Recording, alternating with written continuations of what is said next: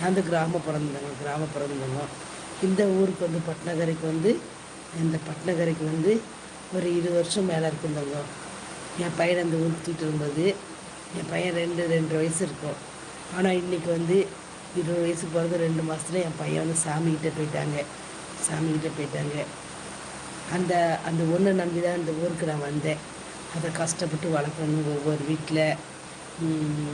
வீட்டில் துணி துவைப்பேன், பாத்திரம் கழுவேன், எல்லா வேலையும் செய்வேன். ஆனால் சிலவங்க வீட்டில் தலை குளிக்க துணி தெரியுமாம்மா, தலை குளிக்க துணி அப்படியே இதாக இருக்கும். எல்லா துணியிலும் முக்கி வச்சுருவாங்க. கையிலலாம் பார்த்தா ரொம்ப இதாக இருக்கும்.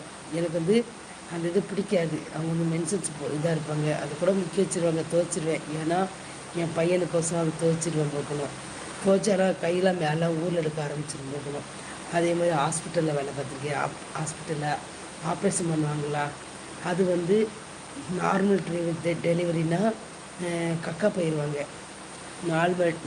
நார்மல் சாதாரண பிரசவம்னா வருவாங்க, வந்தோடனே குழந்தை பெற்றுருவாங்க. ஆனால் அந்த கார் சீட்டில் வந்து ஆய் போயிடுவாங்க, மொத்தமாக இருக்கும். எல்லாமே சரி பண்ணி அதெல்லாம் துவைச்சி போட்டுருவேன். ஆனால் என் பையனுக்கோசம் நிறைய கஷ்டத்தை சந்தித்தேன். அந்த கஷ்டம்லாம் எனக்கு வந்து எதுவுமே தெரியல. அந்த கஷ்டம் வந்து எதுவுமே எனக்கு தெரியல. சந்தோஷமாக இருந்துச்சு. ஏன்னா நம்ம இந்த வேலை பார்த்து நம்ம பிள்ளையை காப்பாற்றணும் சந்தோஷமாக இருந்துச்சு.